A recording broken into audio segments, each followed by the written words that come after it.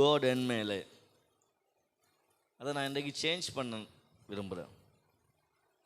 நெகேமியா சொல்கிறான், கர்த்தருடைய கரம் என்மேல் நன்மையாக இருந்ததினால் இந்த நல்ல வேலையை செய்யும்படி எல்லாரும் என்னோடு சேர்ந்து கொண்டார்கள் அப்படின்னு.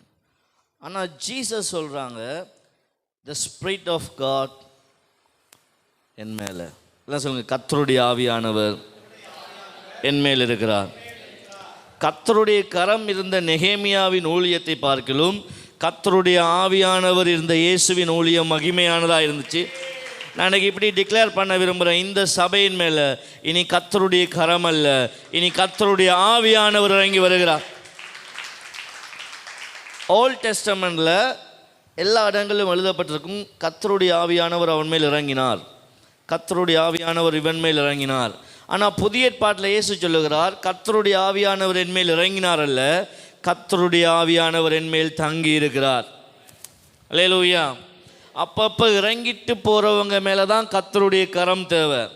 அப்படியே நம்ம மேலே உட்கார்ந்துருக்கும் போது கரம் இல்லை, ஆவியினி ஆளுகை செய்கிறது. கரம் என்றது அங்கே ஒரு ஃப்ளஸ். எண்ணிக்கை அல்ல வாழ்க்கை, எண்ணமே வாழ்க்கையாக இருக்குது. இங்கே உங்களுடைய எண்ணிக்கையை பார்த்து நான் வரையில, உங்கள் பாஸ்டருக்குள்ளே இருந்த எண்ணத்தை பார்த்து நான் வந்திருக்கிறேன். அவருடைய எண்ணம் போல் இந்த சபை மாறும் என்பதை தேவன் இன்றைக்கு வாக்கு பண்ணுகிறார். ஆமென். இனி உங்கள் யுத்தங்கள் ஜெயத்துக்கான யுத்தம் அல்ல, உங்கள் யுத்தங்கள் சுதந்திரிப்பதற்கான யுத்தமாக இருக்கு. சொல்லுங்கள், ஐ ஆம் கோயிங் டு இன்ஹெரிட். சொல்லுங்கள், நான் சுதந்திரிக்க போகிறேன். நீங்கள் சொல்கிற ஆக்கள் மாதிரி இல்லையே. பிளான் பண்ணிட்டு வந்ததெல்லாம் கர்த்தர் கட் பண்ணிட்டாரு. அல்லேலூயா. திட்டம் பண்ணி ஓடுற வாழ்க்கை இல்லை இது. இது ஆவியினாலே நடத்தப்படுகிற வாழ்க்கையாக இருக்குது. ஆமென்.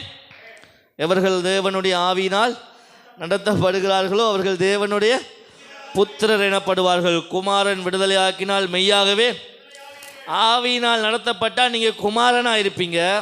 நீங்கள் விடுதலை ஆக்கினால் எல்லாரும் விடுதலையாக்கப்படுவார்கள். அல்லேலூயா. மாறும்.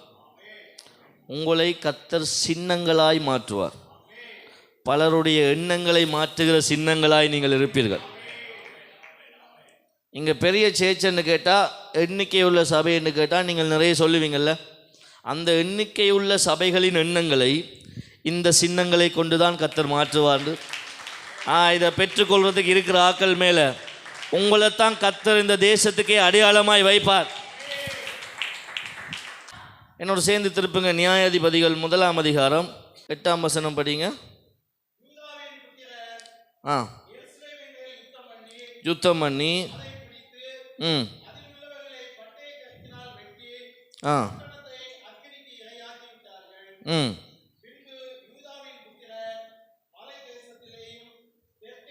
இங்கே ஒரு சம்பவம் நடக்குது பாருங்க. ஒரு ஆர்டர் இருக்கு. ஆபிரகாம், எல்லாம் சொல்லுங்க, ஆபிரகாம், ஈசாக்கு, யாக்கோபு.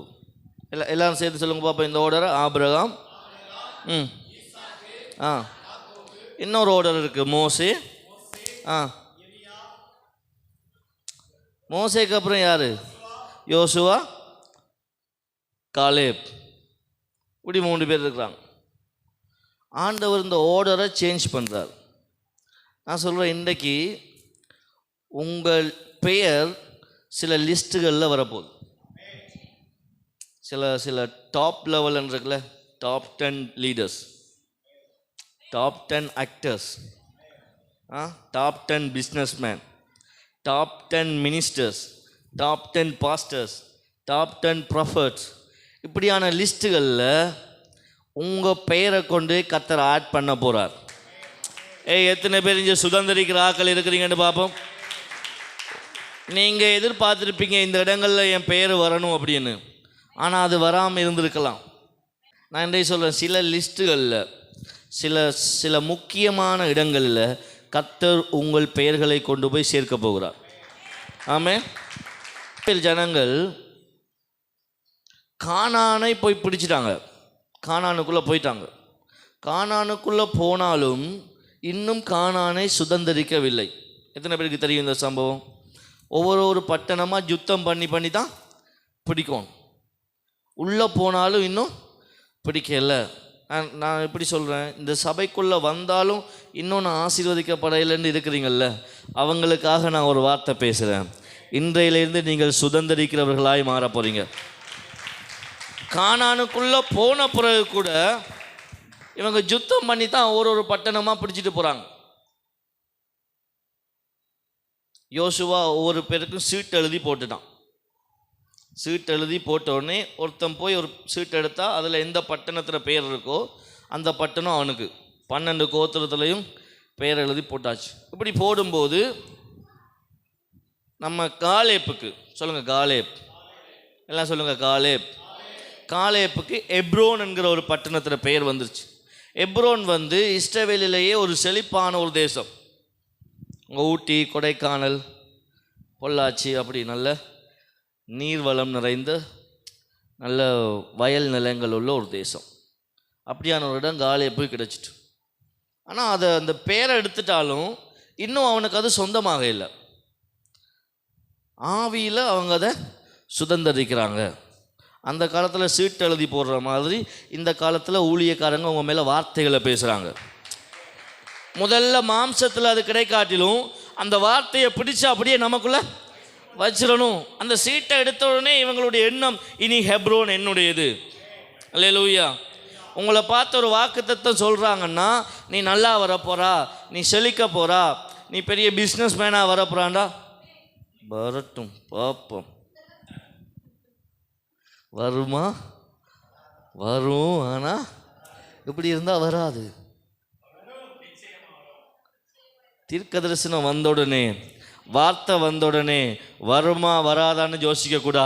வந்துருச்சே, அவர் எனக்கு தந்துட்டாரே, அவர் எனக்கு வார்த்தையினால் சொன்னதையெல்லாம் தம்முடைய கரங்களால் நிறைவேற்றுவார். நான் இன்றைக்கு பேச போகிற வார்த்தையை நீங்கள் ரெஸ்பான்ஸ் பண்ணினீங்கன்னா என்ன பண்ணணும்? ரெஸ்பான்ஸ் பண்ணணும். அங்கே தான் தீர்க்க தரிசனம் கிடைக்கும். தீர்க்க தரிசனம்ன்றது ஏதோ பார்த்துட்டு நீ முந்த நாற்று இப்படி பண்ணின, நீ நாளைக்கு இப்படி தான் இருப்ப, நாளன்னைக்கு இப்படி தான் இருப்ப, அது இல்லை. தீர்க்க தரிசனம் என்பது ஒருத்தனுடைய காரியத்தை ஆராய்ந்து அறிவது மாத்திரமல்ல. தீர்க்க தரிசனம் என்பது தேவன் உன்னை குறித்து என்ன திட்டம் வைத்திருக்கிறாரோ அதனுடைய வெளிப்பாடு தான் தீர்க்க தரிசனமாக இருக்குது. அல்லேலூயா. கர்த்தர் உங்களை ஒவ்வொருவரை குறித்து ஒரு யுனிக்கான ஒரு பிளான் வச்சுருக்கிறார். அதை இன்றைக்கி நீங்கள் பெற்றுக்கொள்ளணும்னு விரும்புனீங்கன்னா நீங்கள் ரெஸ்பான்ஸ் பண்ணணும். ஆமே. பாருங்கள், டோனி எங்கேயோ இருந்து 6 அடிப்பான், நீங்கள் டிவியில் பார்த்துட்டே நிற்பீங்க. அப்படி ஒருக்கா துள்ளி கதிரை மேலே குதிச்சிங்கன்னா சேர்லாம் உடஞ்சோடனே அம்மா காதை பற்றி அடிக்கிற வரைக்கும் என்ன நடந்துகிட்டே தெரியாமல்லாம் பிள்ளைகள் சத்தம் போடுங்கள். என்னத்துக்காக? அந்த இடத்துக்கு டோனியில் 6ரில் அவன் விளையாட்டு அந்த இடத்துக்கு ரசிக்கிறீங்க, அவ்வளோக்கு பிடிக்கும். உங்களுக்கு பிடிச்ச ஒரு ஆளை பார்த்த உடனே என்ன நடக்கும்?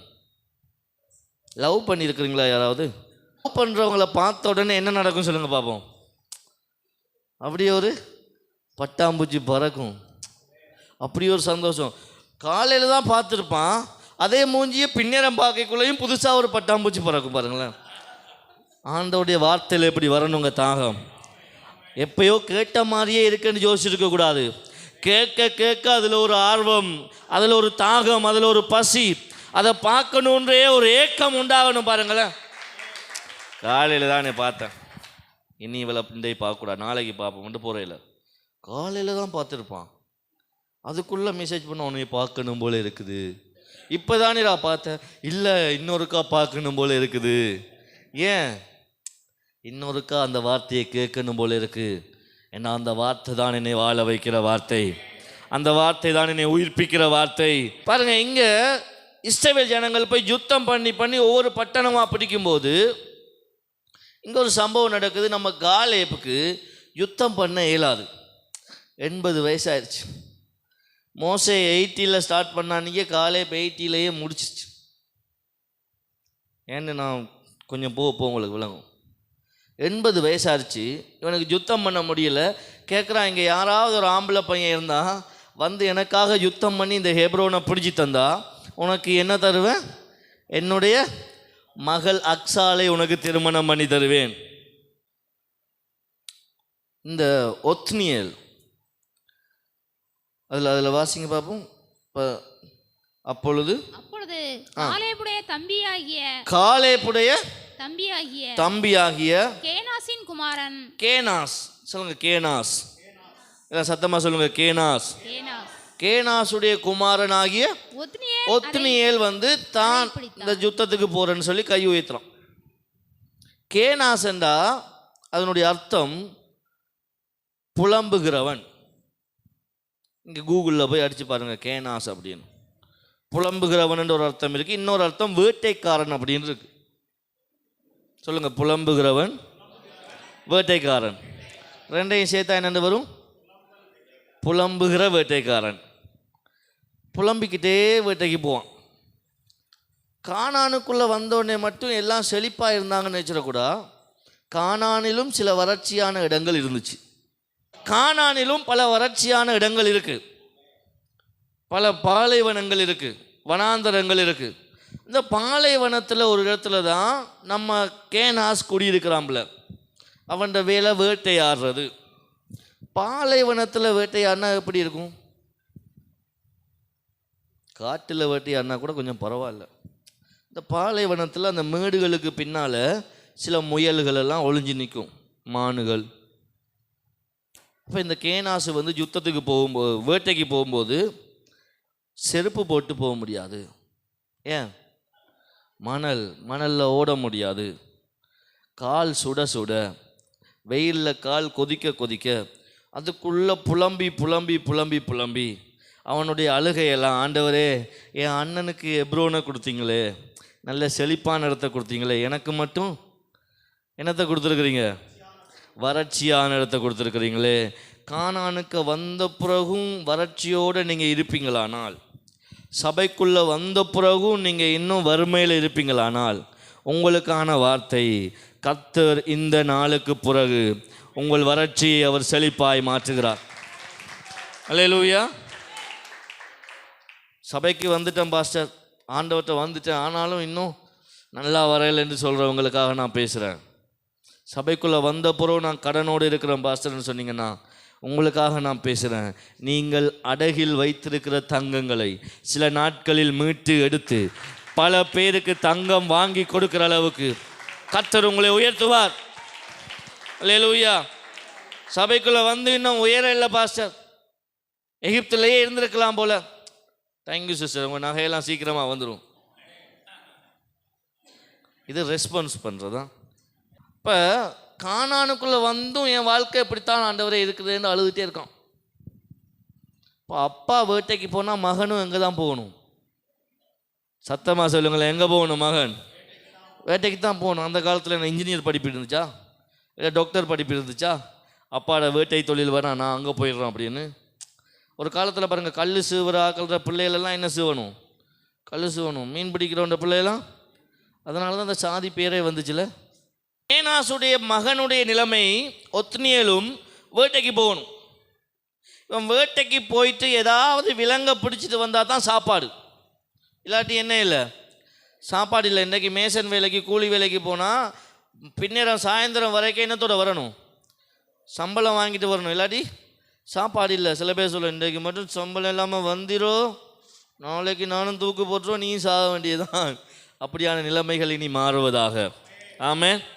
அப்போ இவன் விலங்குகளை பிடிக்காமல் வருவானா இருந்தால் சாப்பாடு இல்லை. சில நேரம் 2-3 நாள் தங்கி நின்று தான் விலங்கை பிடிச்சிட்டு வரணும். ஏன்னா பிடிச்சிட்டு வராட்டி என்ன இல்லை, சாப்பாடு இல்லை. இன்றைக்கு ராத்திரி கிடைக்காட்டி நாளைக்காவது தங்கி இருந்து ஒரு விலங்கோடு தான் வீட்டை வரணும். வரும்போது மிருகத்தோடு வரணும், இல்லாட்டி சாப்பாடே இல்லை. அப்படி பல நாட்கள் காத்திருந்தெல்லாம் பிடிச்சிட்டு வருவானாம். இப்படி இருக்கும்போது இந்த ஒத்னியேலுக்கு திடீரென்னு ஒரு ஆஃபர் கிடைக்குது. இவனும் புலம்பிகிட்டே இருந்திருப்பான், அப்பா மாதிரி நானும் வேட்டைக்காரன் தான், ஏன் நிலைமையும் பாலைவனத்தோட வனாந்திரத்தோடையே போகுது, இப்படியே அழுகிட்டு இருந்திருப்பான். அப்பைக்குள்ளே நல்ல ஆஃபர் கிடைக்கிது. காலேப் கூப்பிட்டு சொல்கிறான், இந்த ஹெப்ரோனை பிடிச்சி தந்தா என்னுடைய மகளை உனக்கு விவாகம் பண்ணி தருவேன். அப்படின்னா என்ன பிளான்? இவளை விவாகம் பண்ண அப்படியாவது ஹெப்ரோன் எனக்கு சீதனமாக கிடச்சிடும் அப்படின்னு நினைக்கிறீங்களா நீங்கள்? அந்த ஜூத கலாச்சாரத்தில் சீதனம் கொடுக்கறது பொம்பளைகள் இல்லை, ஆம்பளைகள் தான் பொம்பளைக்கு சீதனம் கொடுக்கணும்.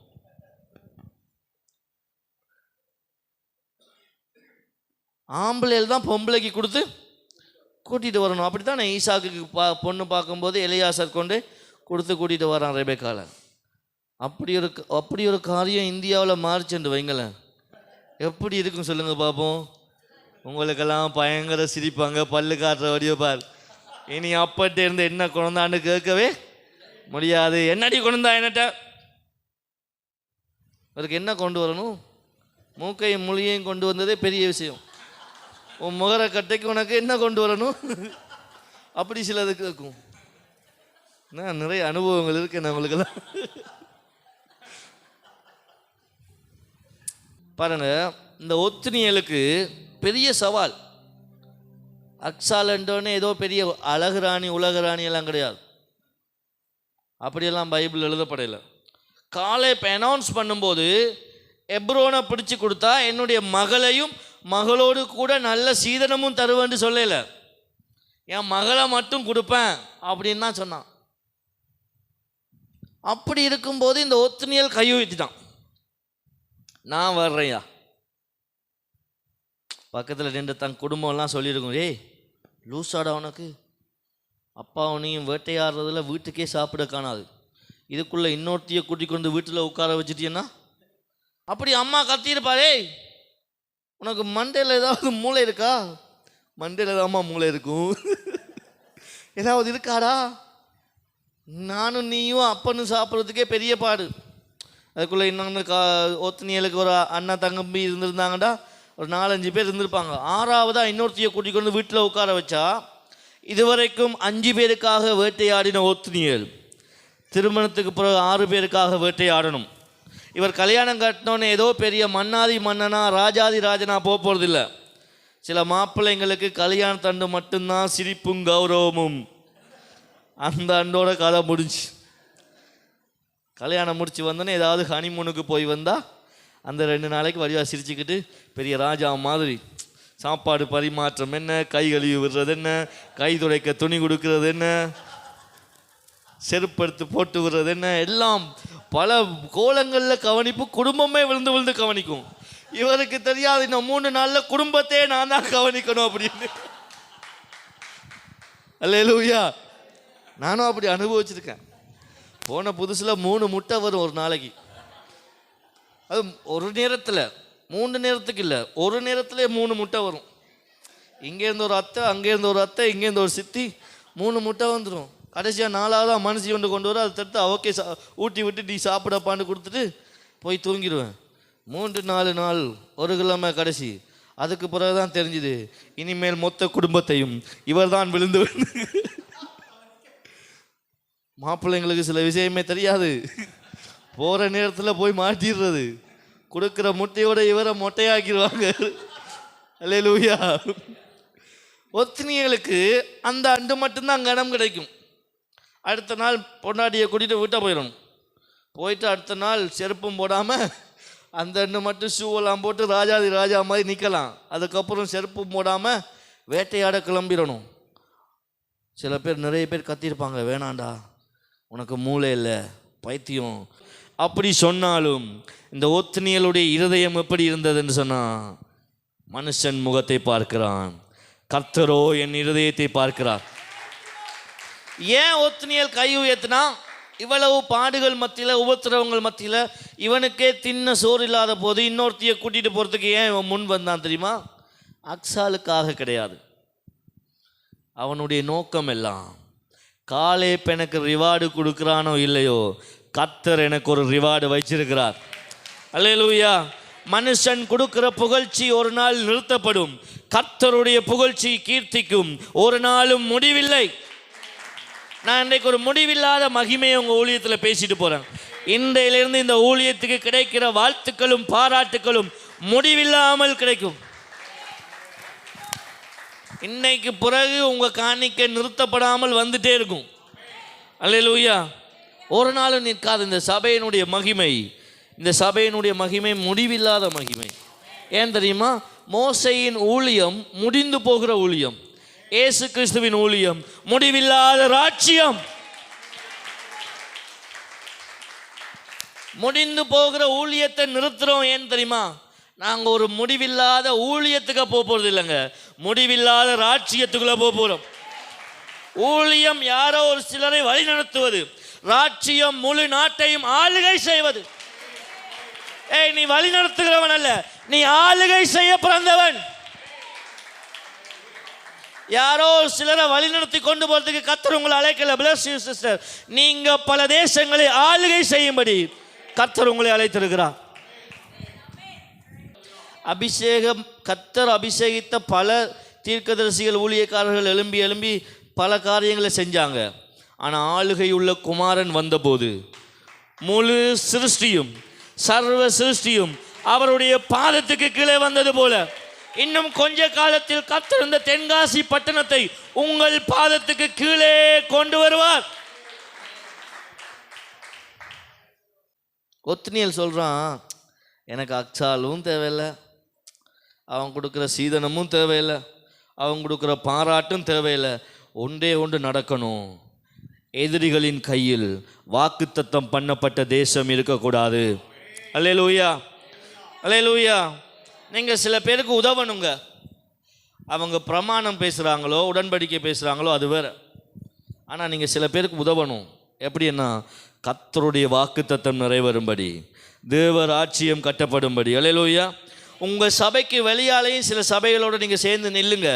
அது எதுக்காகன்னு சொன்னால், தேவ ராஜ்யம் இந்த தென்காசியில் கட்டப்படணும். ஒத்னியேலின் எண்ணம் எல்லாம் என்ன தெரியுமா? தேவன் வாக்கு பண்ணின தேசம் தேவ பிள்ளைகளின் கைகளில் மாத்திரமே இருக்கணும். இந்த இருதயத்தை ஆண்டவர் கனம் பண்ணினார். இது காலேப்புக்கு தெரியாது. இந்த ஒத்னியேல் சரி நான் போகிறேன் அப்படின்னு சொல்லி முன்னுக்கு போயிட்டான். ஒரு எப்ரோனை பிடிச்சி கொடுத்தவனுக்கு என்ன கொடுக்கணும்? ஏதாவது ஒன்று கொடுக்கணும்ல. வாழ்க்கை ஃபுல்லாக என் பொண்ணை கொண்டே வச்சு காப்பாற்றுறான்னு அனுப்பிவிட்டான். பாரத்திலும் பாரத்தை கூட்டி அனுப்பிவிட்டான். காலேப் அப்படின்னா அதுக்கு கூகுளில் என்ன அர்த்தம் இருக்குன்னா நாய். ஹீப்ரூவில் காலேப்புடைய பேருக்கு அர்த்தம் விசுவாசம் உள்ள நாய். யோசுவாவுக்கு அப்புறம் நான் தான் அப்படின்னு இருந்தான். ஆனால் இதை ஒன்றையும் தின்ன விடாது. நிறைய ஊழியக்காரங்களை பார்த்தா ஒரு ஒரு ஒரு விதத்தில் இந்த சபைகள் பிரிஞ்சு போகிறதுக்கு என்ன காரணம்னு தேடி பார்த்தேன். அங்கே போய் கேட்டால் சொல்கிறாங்க, எங்கள் பாஸ்டருங்க எங்களுக்கு வாய்ப்பே கொடுக்குறாரு இல்லை. என்ன வாய்ப்பு கொடுக்கணும் உங்களுக்கு? இல்லை, அவருக்கு அப்புறம் எங்களெல்லாம் வைக்கணும். அவர் போகிறாரே இல்லை, அவர் போகாட்டி கொடுக்க மாதிரி போக வச்சிருவாங்க அப்படின்னு பிளான் பண்ணிட்டு இருக்காங்க நிறைய பேர். இந்த இங்கேயும் பெரிய பெரிய அரசியல்வாதிகளை போட்டு தள்ளினாங்கல்ல, அடுத்த கொடுக்காம பிடிச்சி வச்சுட்டு இருந்தால் போட்டு தள்ளிடுறாங்க. அப்படி நிறைய பேர் பாஸ்டர்மாரை போட்டு தள்ளிடுவாங்க. கொலை செய்யலாமன்ற ஒரு வசனம் பைபிளில் இருந்துன்னு வைங்களேன், முதல்ல கொலை செய்கிறது தலைமை போதவரை போய் போட்டுருவானுங்க, அடுத்த சந்ததிக்கு வாய்ப்பு கொடுப்பான்னு. காலேப் யாருக்குமே ஒன்றுமே கொடுக்க மாட்டான். ஆனால் கொடுப்பான். யாருக்கு கொடுப்பான்டா? கேட்குறவனுக்கு கொடுப்பான். கல்யாணம் பண்ண உடனே கழுதைக்கு மேலே ஏறி இருந்தாச்சு, மனுஷியை மேத்தியாச்சு. அப்போ இவள் நிற்கிறாள், ஐயா போய் மாமாட்ட ஏதாவது கேட்டு வாங்கிட்டு வாயா. ஆம்பளை வாய் இல்லையா உனக்கு? நான் ஆம்பளை, கேட்க மாட்டேன். ஒத்னியேல் கேட்க மாட்டான். ஏய், இன்னமும் போய் வேட்டையாட்டு இருக்க போறியா? இங்கே ஏதாவது சீதனத்தை வாங்கிட்டு இங்கே இருந்து பிழைக்கிற வழியை பார். நான் பிழைக்க வரையில, உன் அப்பனுக்கே பிழைப்பு கொடுக்க வந்திருக்கிறேன். எத்தனை பேருக்கு புரியுதுன்னு பார்ப்போம். இப்போ இவளுடைய வாஞ்சை எல்லாமே ஏதாவது ஒன்று தகப்பன்றது வாங்கிடணும். வாசிங்க அந்த வசனம் இருக்கா? அவள் புறப்படுகையில் தன் தகப்பனிடத்திலே வயல்வெளியை கேட்க வேண்டும் என்று. என்னத்தை கேட்கணும்? ஒரு வயல்வெளியை கேட்க வேண்டும் என்று அவனிடத்தில் உத்தரவு பெற்றுக்கொண்டு இவன் கேட்டுட்டே நிக்கிறா. போய் கேளப்பா கேளப்பா கேளப்பான்னு. சரி விடு, நானாவது கேட்குறன்ற முடிவுக்கு வந்துட்டா. கடைசியா நீ கேட்க மாட்ட, உன்னோட நானும் என்ன செய்ய முடியாது, பட்டினி கிடக்க முடியாது. நீ மிருகத்தை கொண்டா தான் சாப்பாடு, எனக்கு இங்கே விதம் விதமாக சாப்பாடு இருக்கு, இதையும் விட்டுட்டு நான் உன்னோட வர முடியாதுன்னு போராடிட்டே நிற்கிறான். இவன் நிற்கிறான், நான் கேட்க மாட்டேன். காலேப் நிற்கிறான், நான் கேட்காட்டி கொடுக்கவே மாட்டேன். நான் காலேப் கொடுக்குற சின்ன காணிக்காக நிலத்துக்காக நான் யுத்தம் பண்ணலை. கர்த்தர் இந்த தேசத்தை எனக்கு கொடுக்க போகிறார், அதற்காகவே நான் யுத்தம் பண்ணியிருக்கிறேன். அல்லேலூயா. இப்போ இந்த ஒத்னியேலுக்கு அத்சால் கொடுத்த ஐடியா என்னண்டா, அப்பாட்ட கேட்டு ஏதாவது ஒரு நிலத்தை வாங்கிட்டு வா. கொஞ்சம் நான் வேணாம், விட்டுட்டு வா. ஏண்டா போய் வேட்டையாட போகிற, கஷ்டப்பட போகிற? அந்த ஆள்கிட்ட ஒரு பூமியே இருக்குது, ஒரு மாவட்டமே இருக்குது, ஒரு பட்டணமே இருக்குது. எனக்கு விருப்பம் எப்படின்னா, என் பிள்ளை ஒரு நாளும் பக்கத்து வீட்டுக்காரன் உடுப்பை வாங்கி போட்டுறக்கூடாது. நான் தான் என் பிள்ளைக்கு வாங்கி கொடுக்கணும். என் பிள்ளைக்கு சாப்பாடு கொடுத்தாலும் நான் தான் கொடுக்கணும், உடுப்பு கொடுத்தாலும் நான் தான் கொடுக்கணும். என் பிள்ளைக்கு என்ன கிஃப்டாக மற்றாக்கள் கொடுக்குறது வேறங்க. இந்த அப்பாவால் செய்ய முடியாதுன்னு இன்னொரு அப்பா செய்ய வந்துடக்கூடாது. ஆமேனே காணல பாருங்களேன். உங்களுக்கு அப்படி ஒரு கௌரவம் இருந்தா ஏன் அப்பாவுக்கு எவ்வளவு கௌரவம் இருக்கும்?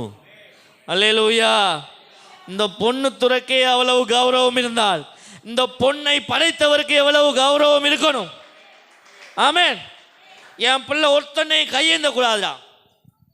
காலேப் சொன்னார், ஏய் என் ஆண்டவர் உயிரோடு இருக்கிறாரு, உங்கள் அப்பன்ற நிலத்துக்காக நான் வரல, என் ஆண்டவருடைய தேசத்தை காப்பாற்ற நான் வந்திருக்கிறேன். அல்லேலூயா. அவன் போயிட்டான். கவலைப்படாதீங்க, யார் உங்களை பாராட்டாட்டிலும் கவலைப்படாதீங்க. பாராட்டு வர்றதுக்கு இதுக்கு டக்குன்னு பாராட்டு கிடைக்காது. ஏன்னா இதை புரிஞ்சு கொள்கிற ஒரு சந்ததி எழும்புற வரைக்கும் இதை பாராட்ட முடியாது. ஆமென். இந்த தென்காசியில் உங்களுடைய சத்தியத்தை புரிந்து கொள்கிற சந்ததி எழும்பும். ஞானம் தன் பிள்ளைகளால் போற்றப்படும், ஞானம் தன் பிள்ளைகளால் புகழப்படும். அதனால் இந்த சத்தியத்துக்கண்டே ஒரு சந்ததியை கர்த்தர் இந்த இடத்துல வச்சிருக்கிறார். ஆமென். பாகாலுக்கு மண்டியிடாத 7000 பேரை கர்த்தர் அங்கே வச்சிருந்த மாதிரி இங்கே எத்தனை 1000 பேரை கர்த்தர் வச்சிருக்காரோ தெரியாதுங்க.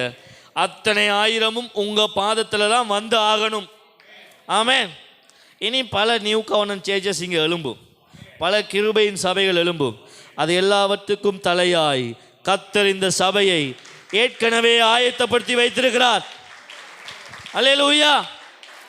தனி மரமான்னு நீங்கள் போராடினீங்கன்னா நீங்கள் ஒன்றை புரிஞ்சுக்கணும், நீங்கள் தான் பல பேருக்கு தகப்பனாய் மாற போகிறீங்க அப்படின்னு. கர்த்தர் ஆபிரகாமை பிரித்து தனியே கொண்டு போகிறாருன்னா, கொண்டு போகும்போதே கொடுத்த வாக்கு தத்தம், நீ பல ஜாதிகளுக்கு தகப்பனாவாய். அல்லேலூயா. தேவன் உங்களை இந்த தென்காசியிலேயே தனிமைப்படுத்தியிருக்கிறாருன்னா நீங்கள் ஒன்றை புரிஞ்சு கொள்ளணும், இந்த தென்காசிக்கே நீ தான் அப்பாவும் அம்மாவுமாய் இருக்க போகிறாய். ஒத்னியேல் காலேப் கொடுக்க போகிற நிலத்தை பார்க்கல, கூட்டிகிட்டு போயிட்டான். இப்படியே போய் வேட்டையாடிட்டு இருக்கும்போது ஒரு நாள் ஒரு சம்பவம் நடக்குது. வாசிங்க நியாயாதிபதிகள் 3ஆம் அதிகாரம். நியாயாதிபதிகள் 3ஆம் அதிகாரம். சீக்கிரமாக கிளைமேக்ஸ் சொல்லிட்டு நான் போகிறேன். இந்த கிளைமேக்ஸில் நீங்கள் கவனமாக காது கொடுத்துருங்க, அதை உள்ளே வாங்கிடுங்க. என்ன நடக்க போகுதுன்னா, இங்கே தான் தெரிய போது கர்த்தர் ஒருவனை கனம் பண்ணினால் எப்படி கனம் பண்ணுவார் என்பது. வாசிங்க நியாயாதிபதிகள் 3:8 வாசிங்க பாப்போம். கோபம் உண்டவராகி அவர்களை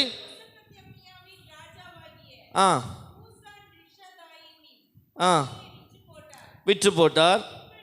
இப்படியே இஸ்ரவேல் புத்திரர் 8 வருஷம் அவனை சேவிக்கிறாங்களாம். எத்தனை வருஷம்? 8 வருஷம். மனுஷனை நம்புவதை பார்க்கிலும் கர்த்தர் பேரில் பற்றுதலாக இருப்பதே நலம். மனுஷன் ஏதாவது கொடுப்பான்னு நினச்சிருந்தீங்கன்னா அது இல்லாமல் போயிருக்கும். கர்த்தருக்காக நீங்கள் காத்திருந்தீங்கன்னா, எத்தனை பேர் சொல்கிறீங்க நான் கர்த்தருக்காக மட்டுமே காத்திருக்கிறேன்? உங்களுக்கு தான் ஒரு ரிவார்டு வச்சுருக்காரு, அது என்னென்னு பார்த்துருவோம். வாசிங்க அடுத்த வசனம். கர்த்தரை நோக்கி கூப்பிட்ட போது கர்த்தர் இஸ்ரவேல் புத்திரரை ரட்சிக்கும்படி காலேப்பை எழுப்பினார். அப்படி இருக்கா? பைபிள் பாருங்களேன். காலேப்பை எழுப்பினார் இருக்கா? காலேப்பின் தம்பியை எழுப்பினார் இருக்கா? இல்லை. யாரை எழுப்பினார்? கர்த்தர் இஸ்ரவேல் புத்திரரை ரட்சிக்கும்படி தென்காசியிலே ஒரு பெரிய சபையின் பாஸ்டரை எழுப்பினார். கர்த்தர் தென்காசியை ரட்சிக்கும்படி தென்காசியிலே ஒரு பெரிய கூட்டத்தை எழுப்பினார். அப்படி இல்லை, கர்த்தர் தென்காசியை ரட்சிக்கும்படி. உங்கள் பெயரை போடுறீங்களா அதில்? எத்தனை பேர் சொல்ல போறீங்க உங்க பேரை? நான் ஒரு ஆள்ற பேரை சொல்றேன், நீங்க உங்க பேர் சொல்லுங்க. கர்த்தர் தென்காசியை ரட்சிக்கும்படி பொன்னுத்துறை என்பவனை எழுப்பினார். இம்மானுவேலை எழுப்பினார். உங்க பேர் என்ன சிஸ்டர்? விஜயராணியை எழுப்பினார். ஒரே ராத்திரியில ஆண்டவர் ஒத்னியேலின் வாழ்க்கையை தலைகளா மாத்திட்டார். போய் வேட்டைக்காரனா தான் தூங்குறான். காலையில் ஒரு கூட்டமே அவன் வீட்டு வாசலில் வந்து நிற்குது. அக்சால் வெளியில் போய் பார்க்குறா. அம்மா சார் இருக்கிறாரா? சாரா? யார் சாரு? எங்கள் அப்பாவை தேடி வந்தீங்களோ? அவர் எப்ரோன்ல இருக்கிறாரு. ஐயோ உங்கள் அப்பா காலேப்பல்ல, அது குறைக்க மட்டும்தான் சரி வரும், அதுக்கு கடிக்க தெரியாது. ஆனால் உள்ள ஒரு வேட்டை நாயே உட்கார்ந்து இருக்குது. அல்லேலூயா. நீங்களும் வேட்டைன்னு ஒரு வார்த்தை சொன்னீங்கல்ல. உள்ள ஒரு வேட்டை நாய் படுத்து கிடக்குதேம்மா. யாரை தேடி வந்திருக்கிறீங்க? அப்பாட தம்பியையா? அவரெல்லாம் போட்டுமா, சாரை கூப்பிடுங்க. யாருங்க சாரு? இங்கே ஒரு சாருமே இல்லை, ஒரே ஒருத்தர் தான் இருக்கார், அவர் என் புருஷன். அவர் வேட்டைக்காரன். நேற்று ராத்திரி போய் ஒன்றுமே கிடைக்கல, வந்து கோவத்தில் தூங்கிட்டு இருக்காரு. அவரைத்தான் எழுப்பணும். அல்லேலூயா. கோபத்தில் படுத்திருக்கிற சிங்கம் தான் தீவிரமாய் வேட்டையாடும். ஆமென். எழுப்புங்க அந்த சாரை. அவரை பார்க்காம நாங்கள் போக முடியாது. ஓ போறா? என்னங்க நிறைய கூட்டமாக இருக்குது வாசல்ல, உங்களை தான் கூப்பிடுறாங்க போல இருக்கு. என்னையா? வேற வேலை இல்லை, போய் வீடு மாறி வந்துட்டாங்கன்னு அனுப்பி விட்டுரு. திரும்ப வந்து நீங்கள் வீடு மாறி வந்துட்டீங்களா, அங்கே போயிட்டு வாங்க. ஐயோ நாங்கள் வீடு மாறியெல்லாம் வரையில, இங்கே யாரோ ஒத்துனியல்னு ஒருத்தர் இருக்காராமே. ஆமாம் அது என் புருஷன்தான், அவரை தான் போய் கூட்டிட்டு வா. திரும்பவும் போயிட்டு உங்களை தாங்க தேடி வந்திருக்கிறாங்க. யார் வந்திருக்கிறா? போன மாதம் அந்த அவன்கிட்ட கடன் வாங்கினேன், அவன் தான் ஆக்களை கூட்டிகிட்டு வந்துட்டானோ தெரியாது. சொல்லிடு, நான் இல்லை அங்கால போயிட்டுன்னு சொல்லிடு அப்படின்னு பின்வாசலால் ஓட பார்த்துருப்பான். இப்படியெல்லாம் அனுபவம் இருக்காங்க உங்களுக்கு? அப்படின்னா உங்களை பார்த்து தான் கர்த்தர் பேசிட்டு இருக்கிறார். அல்லேலூயா. இவன் படுத்து கிடக்குறான், போய் சொல்லிடு, நான் இல்லைன்னு சொல்லிடு. இல்லைங்க, அது ஏதோ கடன் கேட்க வந்த கூட்டம் மாதிரி இல்லை, அது ஏதோ உங்களுக்கு நிறைய கொடுக்க வந்த கூட்டம் மாதிரி இருக்குது. இல்லை இல்லை, வேட்டை மான் கொண்டு வாரன்னு சொன்னேன், அந்த மானுக்கு பங்குக்கு வந்திருக்குங்கள், மான் பிடிபடையில, போய் சொல்லு அவர் இன்னும் வீட்டை வரையலைன்னு சொல்லி விட்டுரு. அவர் மான் வாங்க வந்த ஆக்கள் மாதிரி இல்லையா, பல வேனில் வந்து நிற்கிறானுங்க. அல்லேலூயா. உன்னட்ட மான் வாங்க வந்த மாதிரி இல்லை, உனக்கு பல மான்களை கொடுப்பதற்காய் வந்து நிற்கிற ஒரு கூட்டம். என்னடி புது கதையா சொல்லிட்டு இருக்கிற? ஒருக்கா எழும்பி வந்து பாரும, தட்டுக்களோடையும் தாம்பூலத்தோடையும் வந்து நிற்குது. என்னது? அதுக்கு மாப்பிள்ளை கேட்டா வந்து நிற்கிறாங்க. ஏற்கனவே உன்னை கட்டிட்டே படுற பாடு பெரிய பாடு, இதுக்குள்ள இன்னொரு தட்டு தாம்பூலம் வருதா? சரி பரவாயில்ல, உங்கள் அப்பா தான் தட்டு தாம்பூலம்லாம் கொண்டு வரையில, ஒரு யுத்தத்தோட முடிச்சுட்டாங்க கதையை, இவங்களாவது கொண்டு இருக்கிறாங்க. அப்படி இல்லை, இது கல்யாணத்துக்குரிய தட்டு தாம்பூலம் இல்லை, இது உன்னை ராஜாவாய் மாற்றுவதற்கான கூட்டம். அல்லேலூயா. உங்க மேல ஒரு சீசன் வருது. அது என்ன சீசன்னா, நீங்க போய் நான் தான் கிருபை, நான் தான் நீக்கோன் என்று சொல்ற கூட்டம் இல்லை. உங்களை தேடி வந்து இவன் தான் கிருபை, இவன் தான் இனி உடன்படிக்கைன்னு வர்ற ஒரு கூட்டத்தை கர்த்தர் கொண்டு வாரா. இங்கதாயா செழிப்பு இருக்குது, இங்கதாயா ஆசீர்வாதம் இருக்குது, இங்கதாயா நன்மை இருக்குன்னு ஒரு டீமே வந்து, பாஸ்டரை பார்க்கலாமா? எந்த பாஸ்டரை? அவர் தாங்க தென்காசியில் வந்து விசாரிக்கணும். இந்த தென்காசி டவுனுக்கு வந்துடுறேன் கேட்கணும். இந்த பாஸ்டர் ஒருத்தர் இருக்கார்ல, செழிப்பு செழிப்புன்னு பேசிட்டு தெரியாதுல, புது உடன்படிக்கைன்னு கத்திட்டு தெரியாதுல, அவரை பார்த்தீங்களா? யாரை சொல்கிறீங்க? டவுனில் தெரியாது அவரை, ஆனால் பல நாடுகளில் அவர் தெரிஞ்சிருக்கும். அல்லேலூயா. கேனாசுடைய டவுனில் தெரியாத ஒத்னியேல் யாருண்டு, எப்ரோன் வரைக்கும் தெரியும் ஒத்னியேல் யாருண்டு. ஆமென். உங்கள் ஊரில் நீங்கள் அறியப்படாமல் இருந்தால் கர்த்தர் இன்றைக்கு தீர்க்கதரிசனமாய் சொல்லுகிறார், உலகமே உன்னை அறிகிற நாள் வந்திருக்கிறது. காலேப்பே கொடுத்தாலும் எனக்கு எப்ரோன் வேணாங்க, கர்த்தர் கொடுத்தால் ஒழிய நான் இனி ஒன்றையும் எடுக்கப் போவதில்லை. ஆமென். கர்த்தர் கொடுத்தா எப்ரோனை மட்டும் கொடுக்க மாட்டார், முழு இஸ்ரவேலையுமே கொடுத்துருவார். நீங்க பிடிக்கவே இல்லை. கர்த்தர் கொடுத்தா ஊத்து மலையை மட்டும் கொடுக்க மாட்டார், தென்காசி புல்லா உங்களை கொண்டே ஊத்திடுவார். ஆமென். நீ உங்க அப்பாட்ட ஒரு வயல்வெளிக்காக நின்ற இங்க கூட்டத்தை பாத்தியா? ஆமென். ஒரு வயல்வெளிக்காக என்னை கழுதையிலேருந்து இறக்க பார்த்தேன், நான் இறங்க இல்லை. வயல்வெளிக்காகலாம் இறங்கி போறவன் இல்லையா இந்த ராஜா? பார்ப்போமா உங்க வாயில எப்படி வார்த்தை வருதுன்னு. 10,000 ரூபாய் சம்பளத்துக்காக உடன்படிக்கையை விட்டு பிரமாணத்துக்கு போற ஊழியக்காரன் இல்லைனா, என் அப்பா வச்சிருக்கிற எல்லாத்தையும் அனுபவிப்பதற்காய் நான் ஆவலோடு காத்திருக்கிறேன். அல்லேலூயா. ஏதோ கொஞ்சத்தை கொடுத்துட்டு என்னை பிடிச்சிட்டு போக முடியாது. நீ கொடுக்கறது எனக்கு பத்தாது. ஏன் பத்தாது? என் பெருமதி நீ கொடுக்கிற பெருமதி இல்ல, என் பெருமதி என் அப்பாவின் கையில் இருக்கிறது. நான் அவருடைய கரத்தில் ராஜ மோதிரமாய் இருக்கிறேன். ஆமென். சும்மா சிம்பிளா எப்ரோன்ல ஒரு நிலத்தை ஒரு ஏக்கர் காணியை கொடுத்துட்டு என்னைய வாங்கிடலான்னு பாத்தியா? சீதனம் கொடுத்தாப்புல நான் வீட்டோட மாப்பிள்ளையா இருந்துருவேன்னுச்சியா, உன் சீதனத்தை கொண்டு ஓடிடு. உனக்கும் அப்பனுக்கும் அப்பனுக்கும் நான் சீதனம் கொடுக்க ஆயத்தமா இருக்கிறேன். அல்லேலூயா. வந்து நிக்குது கூட்டமே. என்னையா, யாரை கூப்பிட வந்தீங்க? உங்களை தான். ஏன் வந்தீங்க? அங்க கர்த்தர் ஒரு பெயர் சொல்லியிருக்கிறாரு. என்ன பேரு? அடுத்த தளபதி யாருன்னு கேட்டா ஒத்னியேல் என்று சொல்லியிருக்காருங்க. காலேப் என்று சொல்லுவாருன்னு பார்த்தோம், காலேப்புட தம்பியாவது சொல்லுவான்னு பார்த்தோம்.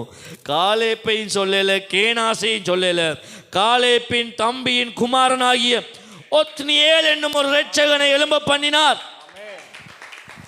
இன்னொன்னு சொல்றேன் பாருங்களேன். அது வரைக்கும் ஆசாரியர்கள் என்கிற ஒரு தலைப்பு இருந்துச்சு, லேவியர்கள் என்கிற ஒரு தலைப்பு இருந்துச்சு, மோசேக்கு ஊழியக்காரன் என்கிற ஒரு தலைப்பு இருந்துச்சு, யோசுவாவுக்கும் ஊழியக்காரன் ஒரு தலைப்பு இருந்துச்சு, காலேப்புக்கு தளபதி என்கிற ஒரு பெயர் இருந்துச்சு. ஆனால் அது வரைக்கும் இல்லாத ஒரு பெயரை கர்த்தர் முதல்ல ஒத்னியேலுக்கு கொடுக்கிறார், நியாயாதிபதி. நீங்கள் நிறைய பேர் நினைச்சிட்டீங்க நானும் அந்த டைட்டிலில் போயிடலாமோ, இந்த டைட்டிலில் போயிடலாமோ. கர்த்தர் ஒரு புது டைட்டிலையே ரெடி பண்ணி உங்களுக்காக ஒரு புது டைட்டிலையே அவர் அனௌன்ஸ் பண்ணி உங்களை உயர்த்த போறாருங்க. அல்லேலூயா. ஒத்னியேலை உயர்த்தும் போது கர்த்தர் அவனுக்கான தலைப்பையும் ஆயத்தப்படுத்தியிருந்தார். உங்களுடைய தலை பெயரே இன்றைக்கு மாற்றி அமைக்கப்படுகிறது. சுவிசேஷகர், போதகர், அப்போஸ்தலர், தீர்க்கதரிசி, இப்படியெல்லாம் எழுதி முடிஞ்சிருச்சு.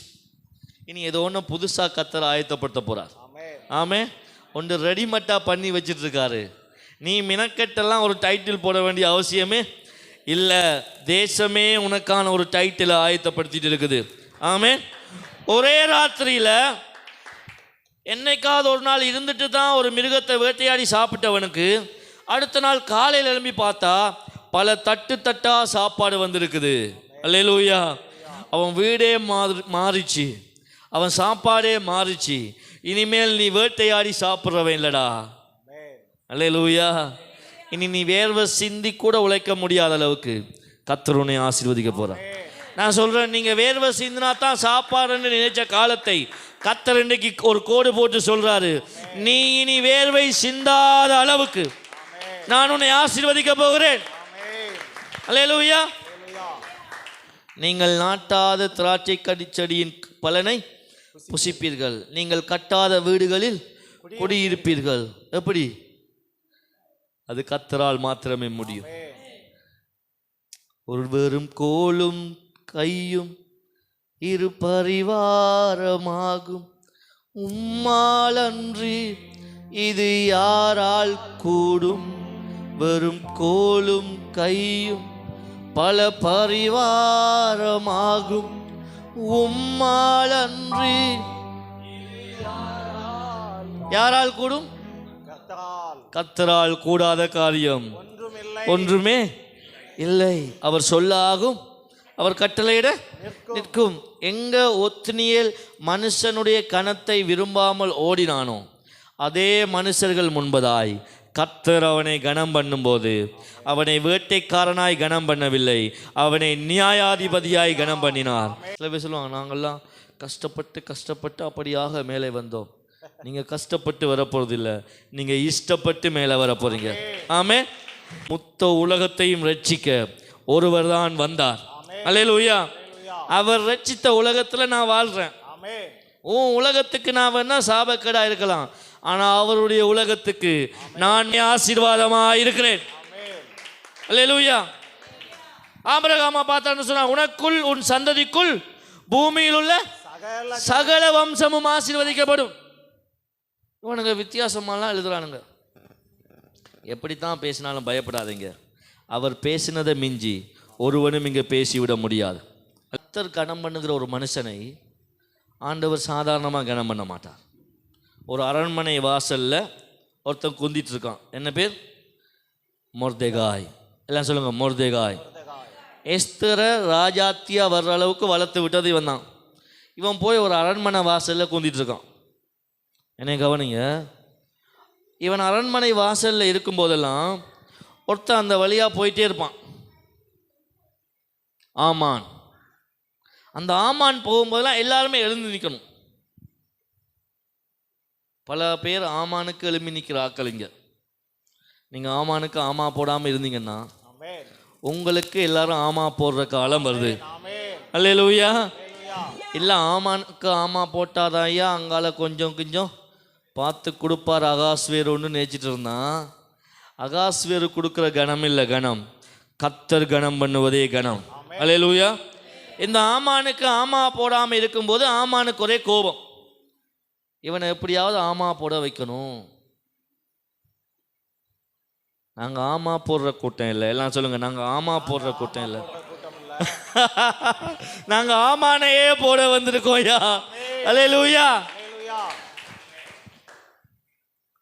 ஆமான் பிளான் பண்ணிட்டாரு, இந்த மொர்தெகாயை கொண்டு எப்படியாவது போட்டுறணும் அப்படின்னு யோசிக்கும் போது எஸ்தர் ஒன்றை கர்த்தர் வச்சிருக்கிறார்ல.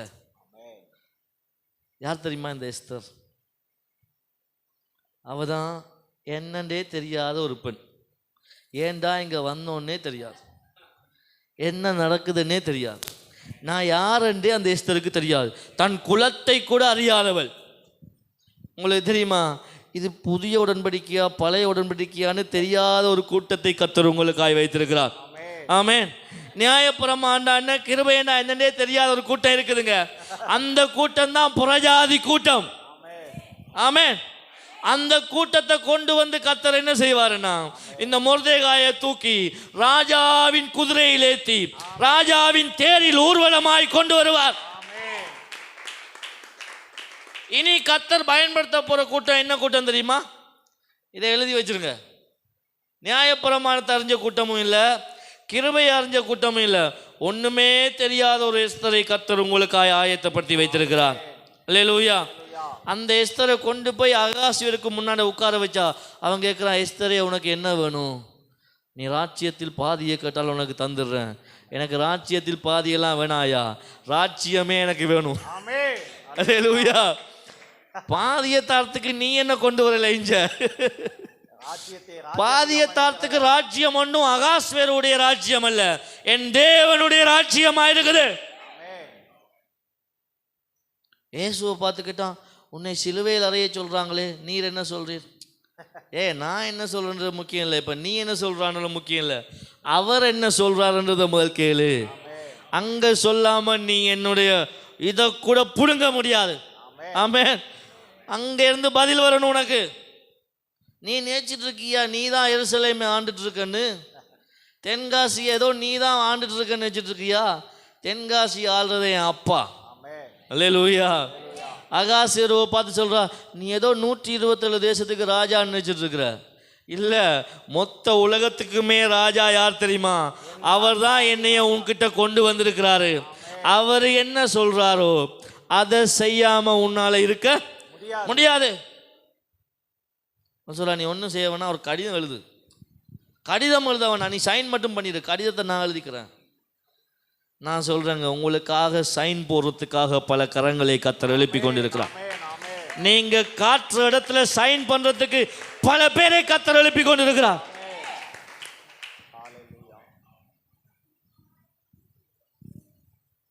பல பிளாங்க் செக்குகள் உங்களை தேடி வருவதாக. நீங்க வெள்ளத்தாளை கொண்டே கொடுத்தாலும் சைன் பண்ணணும். ஆப்பு கண்ணுக்கு தெரியாதுன்ற மாதிரி வெள்ளத்தாளை கொண்டே கொடுத்தாலும் அதில் சைன் போடுவானுங்க. ஆமே. அந்த அளத்துக்கு இந்த ராஜாத்தி மேல மயக்கம். யாருக்கு? மகாஸ்வருக்கு. அப்படி திராட்சை ரசம் கொடுத்தாச்சு, சாப்பாடுலாம் கொடுத்து மயக்குன்னு மயக்காச்சு. உங்கள் சுவிசேஷத்தில் மயங்குகிற ஒரு கூட்டத்தை கர்த்தர் இந்த தென்காசியில் எழுப்பிட்டு இருக்கிறார். என்ன வார்த்தை இது?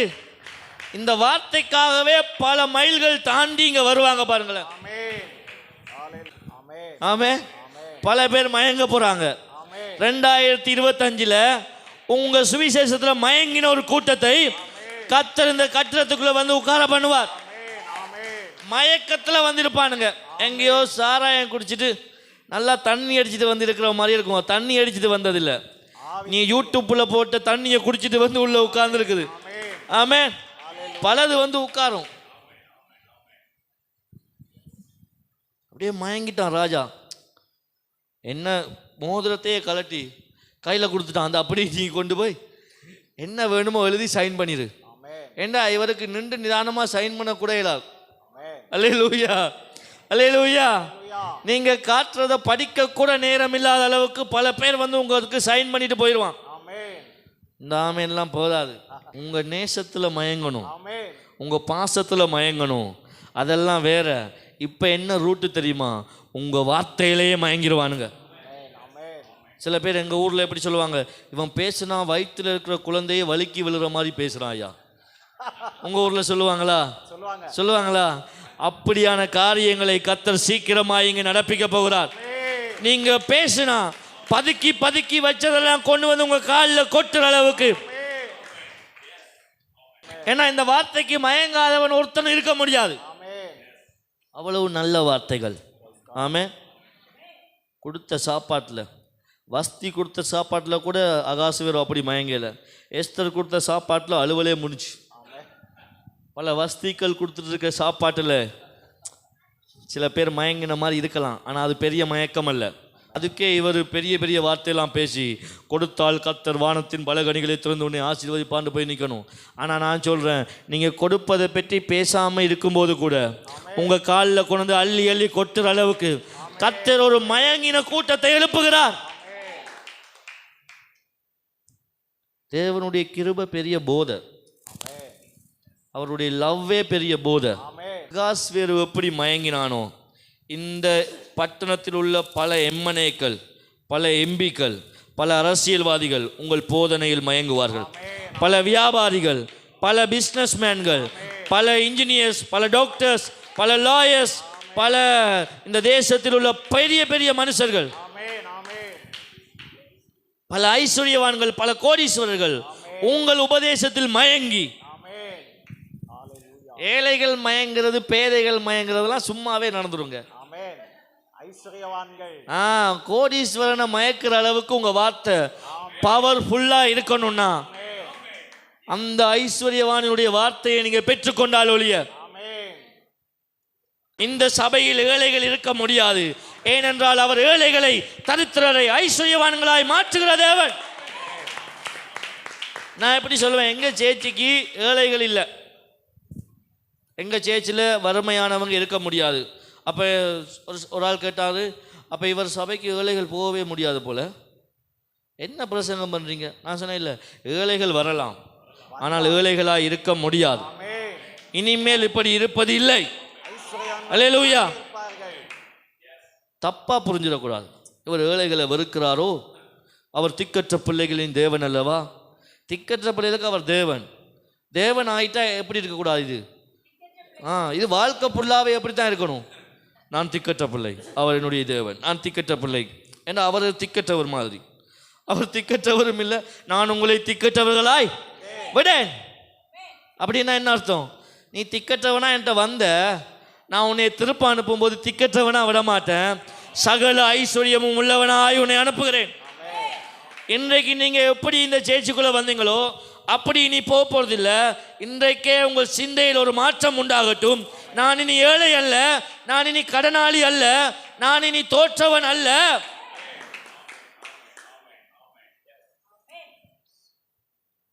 உங்களுக்காக ஆண்டவர் போராடிட்டு இருக்காரு. உங்களுக்காக ஆண்டவர் ஒரு பெயரையே ஆயத்தப்படுத்திட்டு இருக்காரு. ஊற்றுமலை. ஊத்துறமலையும் தாண்டி இன்னொரு மலை சொல்லட்டா, ஊற்றுமலை. எங்கேயோ மேல இருந்து கொட்ட போறது இல்ல, உள்ளுக்கு இருந்து ஊற போகுதுயா. எத்தனை பேர் பெற்றுக்கொள்ள போறீங்க? யார்த்தையோ இப்படி வாங்குற இல்ல, உள்ள இருந்து மேல போகுது.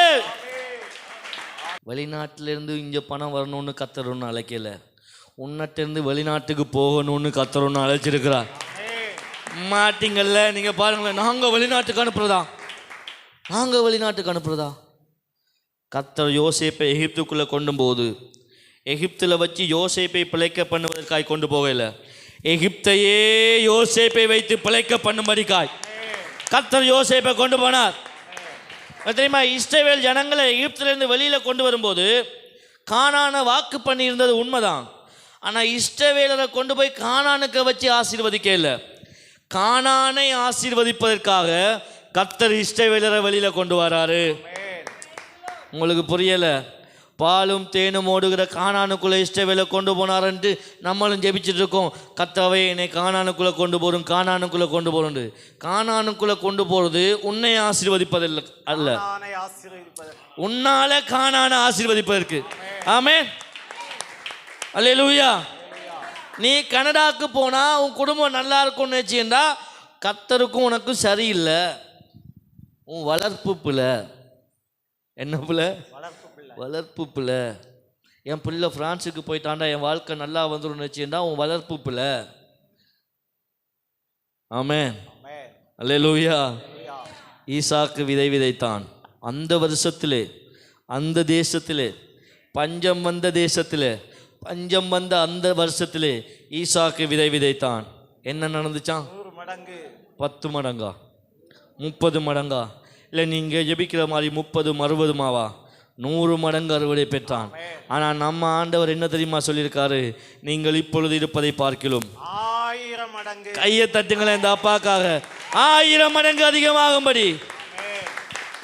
அங்க போட்டிருக்கு உங்கள் பிதாக்களின் தேவன் அப்படின்னு போட்டிருக்கு. ஆனால் கர்த்தர் ஒரு இடத்துல சொல்றாரு, நான் உங்கள் நடுவில் உலாவி உங்கள் பிதாக்களின் தேவன் என்று சொல்லல, உங்கள் தேவனா இருப்பேன், நீங்கள் என் ஜனமா இருப்பீர்கள். அப்படி நீங்க பிதாக்களின் தேவன் ஆசீர்வதிச்சாலே சும்மா கொட்டு கொட்டுன்னு கொட்டுனா, ஏன் தேவன் ஆசீர்வதிச்சா எப்படியா கொட்டணும்? நான் எப்படி சொல்லட்டுமா, எங்க தாத்தாவே எனக்கு கொடுக்கும் போது நல்லா இருக்கும்னா எங்க அப்பா எனக்கு கொடுத்தா இன்னும் எவ்வளவு நல்லா இருக்கும். ஏன்னா உங்க தாத்தா கொடுக்கும்போது உங்களுக்கு மட்டும் இல்லை 10 பேர பிள்ளைக்கும் கொடுக்கணும். ஆனா அப்பா கொடுத்தா எனக்கு மட்டும்தாயா கொடுக்கணும். ஆண்டவரே, அப்பாட்டிருந்து பெற்றுக்கொள்ற ஒரு கூட்டத்தை கர்த்தர் எழுப்புவீராக. நான் பேர பிள்ளை இல்ல, நான் பூட்ட பிள்ளை இல்ல, நான் அவருடைய ஒரே குமாரனாய், ஒரே பேரான குமாரனுக்கு ஈடாய் மாற்றி இருக்கிறார். அல்லேலூயா. எங்கேயாவது ஓடி போய் நல்லா இருக்கும்னு நினைச்சிடாத. அங்க இருக்கிறதெல்லாம் இங்க ஓடி வார அளவுக்கு கர்த்தர் உன்னை ஐஸ்வர்யவனாய் மாற்றுவார். ஆமென். ஒத்னியேல் கடைசி மட்டும் முடிவெடுக்கவே இல்லை. எப்படியாவது மாமா காலை பிடிச்சி ஒரு வயல் நிலத்தை வாங்கி விதைச்சி அறுத்து நல்லா இருந்துடும். நீ விதைக்கையும் தேவையில்லை, அறுக்கையும் தேவையில்லை, நீ வாயை மூடிட்டு படுத்தாலே காணும். அடுத்த நாள் காலையிலே உன் வீட்டு வாசலில் பல லட்சங்கள் வந்து குவியும். வேற எங்கேருந்து வரக்கூடாதுங்க, இங்கேருந்து ஒன்று எழும்பணும். ஆமே. நிறைய பேர் நினைச்சிட்டு இருக்கான், நான் தான் தலைமை போதவர், நான் தான் தலைவன், நான் தான் ராஜா. கர்த்தர் எல்லா பெயரையுமே கிறுக்கிட்டு ஒரு பெயரை எழுதுறாரு. ஒத்னியேல் யாரு? அவன் வேட்டைக்காரன். அவனுக்கு என்ன தெரியும்? அவனுக்கு தாயா தெரியும் எப்படி வேட்டையாடணும்னு. எதிரிகளை வேட்டையாட அவனுக்கு தான் தெரியும். அல்லேலூயா. எதிரிகளை சூறையாட அவனுக்கு தான் தெரியும். அவன் படிக்கலையா? அதெல்லாம் பிரச்சனை இல்லை, அவனுக்கு ஒன்று தெரியும்.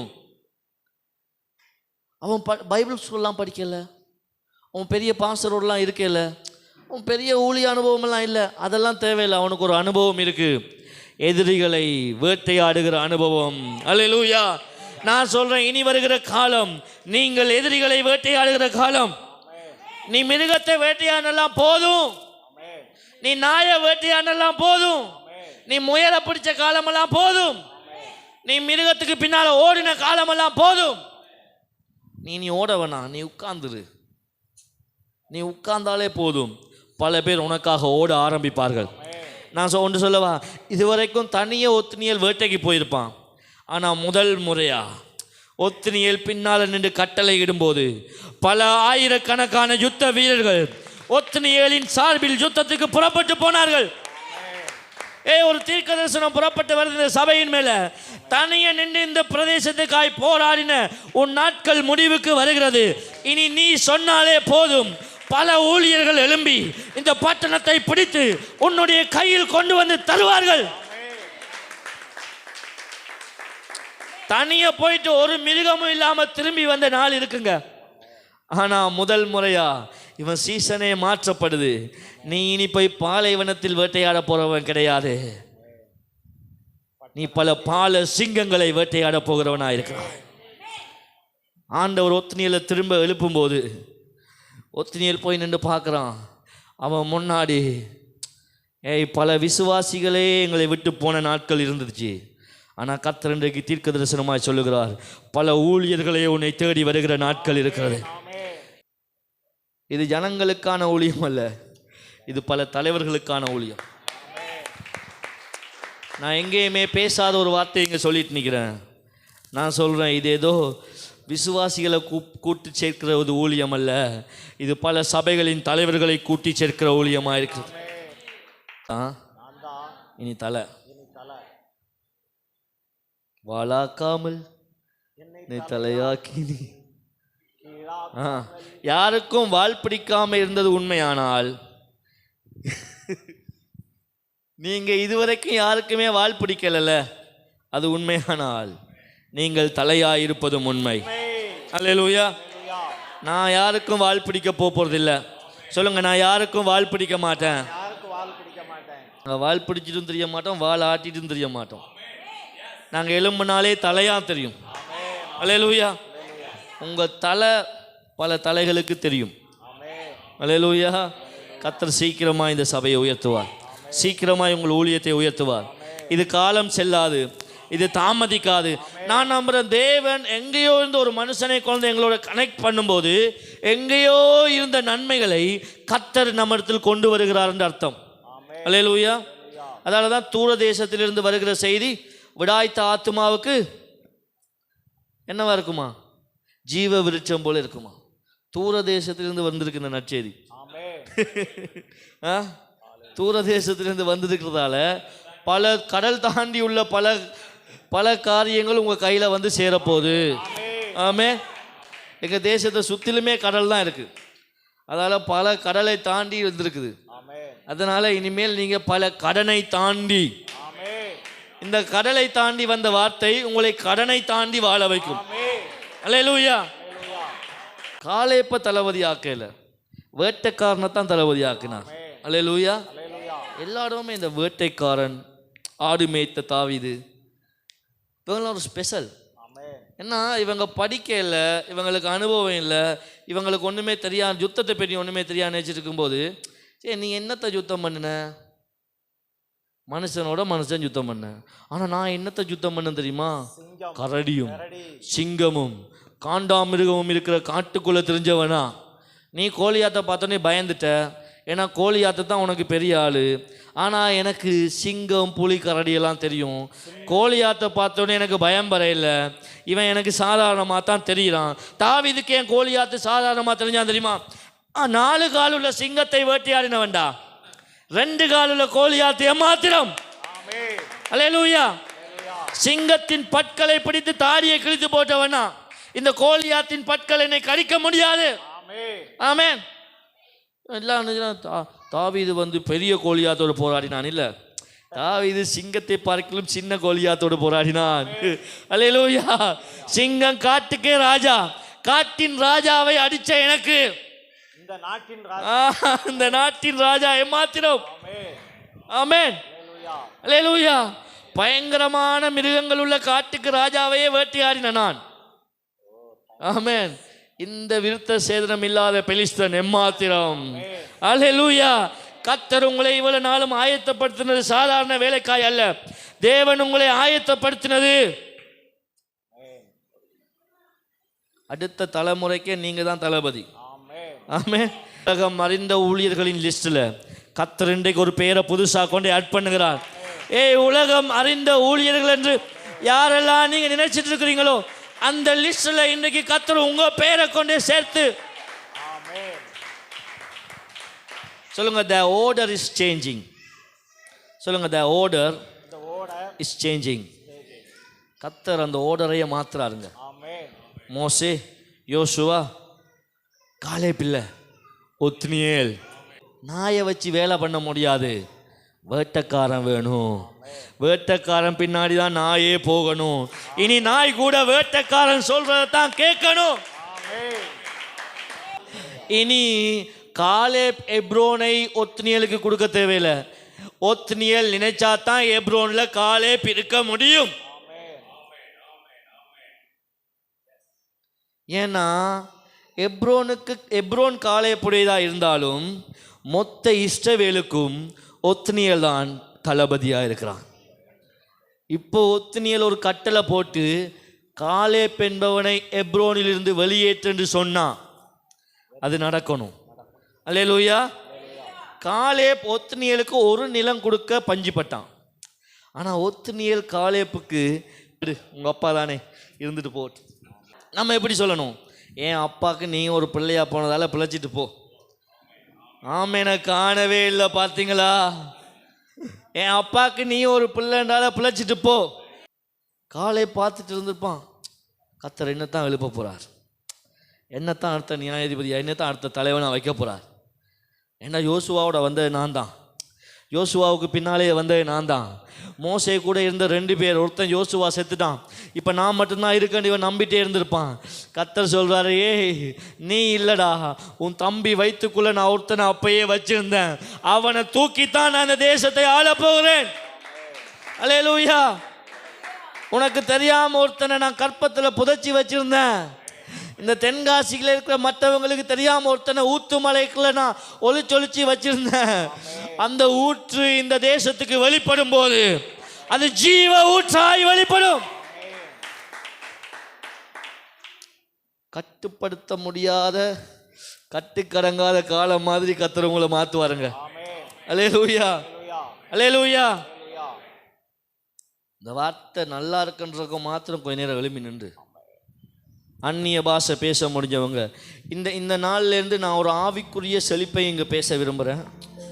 என்னால் ஜெபிக்க முடியலை, என்னால் பைபிள் படிக்க முடியலை, கன நேரம் என்னால் துதிக்க முடியலைன்னு இருந்தீங்கன்னா அந்த வறட்சி இந்த நாளில் உடைக்கப்படுவதாக. இயேசுவின் நாமத்தில் I declare the prosperity of spiritual, ஆவிக்குரிய ஒரு செழிப்பு இங்கே உண்டாயிருப்பதாக. நீங்கள் உங்களுக்கு தெரியாமலே அந்நிய பாஷைகளை பேசுவீர்களாக. நீங்கள் நிற்கிற இடங்களிலே ஆவியானவர் உங்களை நிரப்புவாராக. நீங்கள் எங்கே உட்கார்ந்து வேலை செஞ்சாலும் ஒரு ஆவியின் நிறைவை உணர்வீர்களாக. இந்த நாளிலிருந்து சபைக்குள்ளே வந்து நான் வறுமையாக தான் இருக்கிறேன் பாஸ்டர் அப்படின்னு சொல்லுறவங்க மேலே நான் பேச ஆரம்பிக்கிறேன். இயேசுவின் நாமத்தில் இந்த நாளிலிருந்து ஒத்னியேலின் வறுமை நீக்கப்படுகிறது. ஓ கேனாசின் புலம்பல் ஒளிந்து போகிறது. கர்த்தர் உன்னை இந்த பட்டணத்துக்கே ஆசீர்வாதமாய் நியமிக்கிறார். Hallelujah, hallelujah. The order is changing. The order is changing. இனிமேல் நீதான், இனிமேல் நீதான், இனிமேல் நீதான், இனிமேல் நீ மாத்திரம்தான். இனிமேல் உன்னை கொண்டுதான் செய்வேன். இனிமேல் உன்னை கொண்டுதான் மாற்றங்கள் உண்டாகும். Jesus, Jesus. Hallelujah. ஒரு நேரம் இப்படி தோணி இருக்கலாம், ஒத்னியலுக்கு இப்படி தோணி இருக்கலாம். அன்றைக்கு என் பொண்டாட்டி சொன்னதை கேட்டு என் மாமாட்ட ஒரு வயலை வாங்கியிருக்கலாமே, அதை வாங்காமல் நான் தோற்று போயிட்டேனே. அன்றைக்கு நான் காட்டின அந்த பிடிவாதத்தால் நான் அன்றைக்கு என் கௌரவத்தை பார்த்து நான் ஒன்றும் இல்லாமல் வந்துட்டேனேன்னு ஒத்னியல் நினைச்சிருக்கலாம். எத்தனை பேர் இப்படி நினைச்சிங்களோ தெரியாது. அன்றைக்கு நான் அவங்க சொல்லும்போது அங்கே கேட்டு வாங்கியிருக்கலாமே, இங்கேருந்து வர வாய்ப்பு இருந்துச்சு வாங்கியிருக்கலாமே, நான் எடுத்த தீர்மானத்தினால் அல்லவா நான் தோற்று போய் இருக்கிறேன் என்று நீ நினைப்பியானால் கர்த்தர் இன்றைக்கு உன்னை பார்த்து சொல்லுகிறார், ஒத்னியேல் எடுத்த தீர்மானத்தினால் ஒத்னியேல் தோற்று போகவில்லை. கர்த்தர் உனக்காய் ஒரு தீர்மானம் பண்ணி வைத்திருக்கிறார். அவருடைய தீர்மானம் நிச்சயமாய் வென்றே தீரும். அவர் உனக்காய் நின்று கொண்டிருக்கிறார். அவர் உனக்காய் பேசி கொண்டிருக்கிறார். நான் இப்படி சொல்ல விரும்புகிறேன், இந்த நாளிலிருந்து உன்னுடைய எல்லா தீமைக்கும் ஒரு முடிவு வருகிறது. உன்னுடைய எல்லா வெட்கத்துக்கும் ஒரு முடிவு வருகிறது. உன்னுடைய எல்லா தலைகுனிவுக்கும் ஒரு முடிவு வருகிறது. நீ பொறுமையோடு அவருக்காய் காத்திருந்த நாட்களுக்கு முடிவு வருகிறது. பரவாயில்லைங்க, நான் வேட்டைக்காரனாவே இருந்துட்டு போயிடுறேன். நான் யாரிடத்திலும் கடன் வாங்க மாட்டேன். நான் யாரிடத்திலும் கையேந்த மாட்டேன். பரவாயில்ல, எனக்கு தராட்டிலும் பரவாயில்ல, நான் இந்த சத்தியத்தை விட்டு போக மாட்டேன். எனக்கு யாரும் உதவாட்டிலும் பரவாயில்ல, இந்த சத்தியத்தை விட்டு நான் வேற சத்தியத்துக்கு போக மாட்டேன் நின்ற உங்களை பார்த்து கர்த்தர் சொல்லுகிறார். பரவாயில்ல அக்சால், உன் அப்பா எனக்கு தராட்டி பரவாயில்ல, நான் வேட்டையாடியாவது பிழைச்சி கொள்கிறேன், ஆனால் என் கர்த்தருடைய நாமத்தை மாத்திரம் நான் வீணில் வழங்க மாட்டேன் என்று அன்றைக்கு தேவனுடைய நாமத்துக்காய் வைராக்கியமாய் நின்ற ஒத்னியேலை போல எனக்கு தெரியும். இங்கே சில பேர் நிற்கிறீங்க, நான் இந்த சத்தியத்தை விட்டு பின்வாங்க மாட்டேன். யார் என்னோடு இல்லாவிட்டாலும் பரவாயில்ல, யார் என்னை விட்டு போனாலும் பரவாயில்ல, யார் எனக்கு கொடுக்காவிட்டாலும் பரவாயில்ல, யாரும் எனக்கு உதவி செய்யாவிட்டாலும் பரவாயில்ல, என் தேவன் நல்லவர் என்பதை மாத்திரமே சொல்லுவேன்.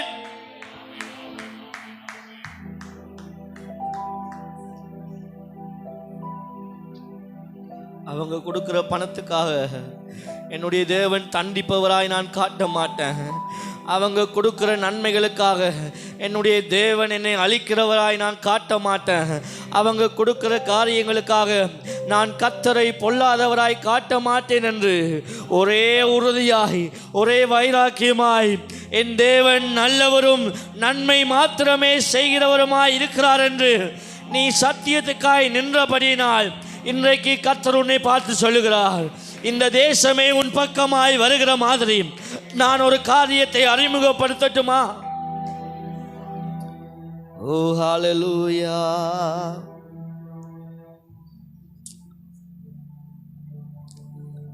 சில நாய்கள் கொடுக்கிற நன்மைகளுக்காக நீங்க ஓடி போகாம ஆண்டவருக்காக நின்றீங்கல்ல, பரவாயில்ல, நான் வறட்சியில் கஷ்டத்தில் இருந்தாலும் பரவாயில்ல, என் தேவன் நல்லவர் தான். அவர் நல்லவர் மட்டுமே தான். அவர் ஒரு நாளும் எனக்கு தீமை செய்கிறவர் அல்ல என்கிற வார்த்தையை நீ பேசிக்கொண்டே இருந்ததினால் இன்றைக்கு கர்த்தர் உனக்கு சொல்லுகிற வார்த்தை, இனி நீ இல்லாமல் இந்த பட்டணத்துக்கு விடுதலை இல்லை, இனி நீ இல்லாமல் இந்த பட்டணத்துக்கு வெளிச்சம் இல்லை. நீதாண்டா ஒத்னியேல் எனக்கு வேணும், நீதான் இனி இந்த தேசத்தை ஆளணும்.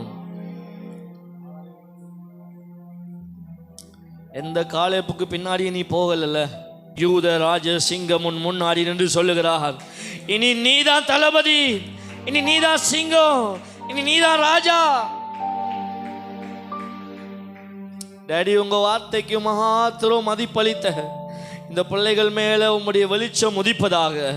உம்முடைய வார்த்தைக்காய் மாத்திரம் காத்திருந்த இவர்கள் மேல நீதியின் சூரியன் உதிப்பதாக. உம்முடைய வார்த்தைக்காய் மாத்திரம் காத்திருந்த இவர்கள் மேல இந்த தேசமே இவர்கள் காலில் வருகிற ஆசீர்வாதத்தை நான் பேசுறேன். எனக்கு சாப்பாடு கிடைக்காட்டிலும் பரவாயில்ல, என் அப்பா கொடுக்காத எதையும் நான் பெற்றுக்கொள்ள மாட்டேன். எனக்கு சாப்பாடு கிடைக்காட்டிலும் பரவாயில்ல, என் அப்பாவோட பெயர் கெட்டு போகிற மாதிரி நான் வாழ மாட்டேன்னு முடிவெடுத்த உன்னை பார்த்து கர்த்தர் இன்றைக்கு ஒரு முடிவு பண்ணுகிறார். இன்றோடு உன் வாழ்க்கைக்கு முடிவு உண்டாகிறது. இன்றோடு உன்னுடைய கடனுக்கு முடிவு உண்டாகிறது. இன்றோடு உன்னுடைய வறுமைக்கு முடிவு உண்டாகிறது. இன்றோடு உன்னுடைய வேட்டை தொழிலுக்கு முடிவு உண்டாகிறது. நீ வேட்டைக்காரன் இல்லடா, நீதான் இனி ராஜா, நீதான் இனி தளபதி.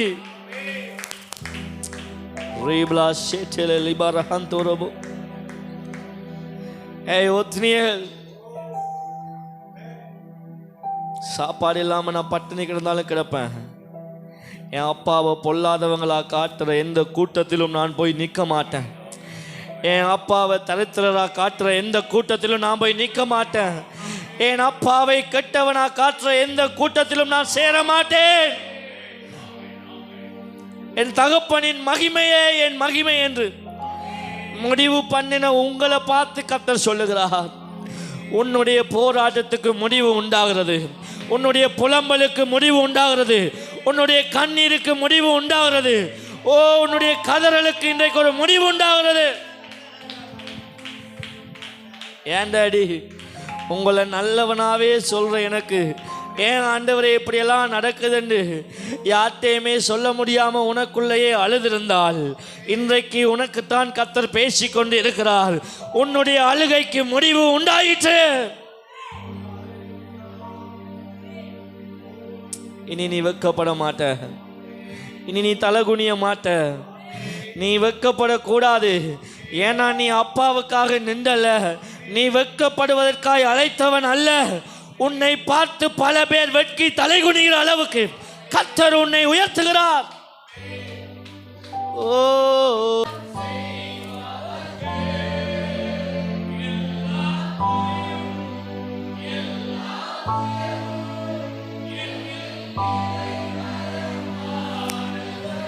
கர்த்தருடைய கரம் அல்ல, கர்த்தருடைய ஆவி உன்மேல் அமர்கிறது, கர்த்தருடைய ஆவி உன்மேல் தங்கி இருக்கிறது.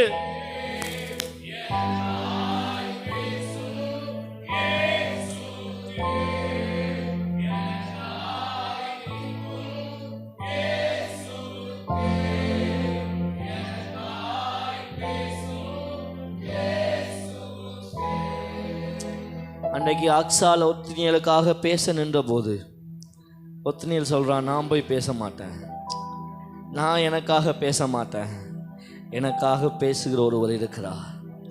நான் எனக்காக வழக்காட மாட்டேன், எனக்காக வழக்காடுகிற ஒருவர் இருக்கிறார். நான் நல்லவென்று காட்டுறதுக்கு நான் முயற்சி செய்ய மாட்டேன், என்னை நல்லவனாய் காட்டுவதற்கு ஒருவர் இருக்கிறார். நான் என்னை குறித்து சாட்சி கொடுப்பவன் அல்ல, என்னை குறித்து சாட்சி கொடுக்கிறவர் ஒருவர் இருக்கிறார். நான் சொல்கிறேன், இந்த சபையை குறித்து, இந்த பொண்ணு துறையை குறித்து சாட்சி கொடுக்க ஒரு மனுஷனும் இந்த உலகத்தில் எழும்பாவிட்டாலும் ஒருவர் உயிரோடு இருக்கிறார். அவர் உனக்காக சாட்சி கொடுக்கிறவராய் இருக்கிறார். அவர் மனுஷர்களுக்கு முன்பதாய் உன்னை மகிமைப்படுத்துவார். மனுஷங்க முன்னாடி என் அப்பா நல்லவர் என்று சொன்ன உன்னை அவர் தன் தகப்பன் முன்னாடி மேன்மைப்படுத்துவேன் என்று வாக்கு பண்ணியிருக்கிறாரே. உன்னுடைய மேன்மை பூமியில் மாத்திரமல்ல, உன்னுடைய மேன்மை பரலோகத்திலும் உண்டாயிருக்கிறது. யார் உனக்காக பேசாட்டிலும் பயப்படாத, யார் உன் கூட நிற்காட்டிலும் பயப்படாத. கர்த்தர் உன் கூட நிற்கிறார். அவர் உனக்காய் பேசுகிறார், அவர் உனக்காய் வழக்காடுவார். பரவாயில்ல அச்சால் ஏறிடு, நாங்கள் போயிடுவோம், எங்களுக்காக நாங்கள் பேச வேணாம், எங்களுக்காய் கர்த்தர் ஒரு நாள் பேசுவார். கர்த்தர் ஒரு நாள் ஒத்னியலுக்காய் பேசின போது உனக்கு தெரியுமா, காலே மாத்திரம் ஒத்னியலுக்கு கொடுக்க வரவில்லை, முழு தேசமும் ஒத்னியலுக்கு கொடுக்க வருகிறது.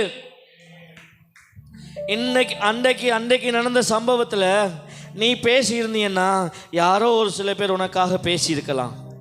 ஆனால் நீ பேசாமல் இருந்ததினால கர்த்தர் சொல்லுகிறார், இனி நான் உனக்காய் பேச போகிறேன், நான் உனக்காய் வழக்காட போகிறேன்.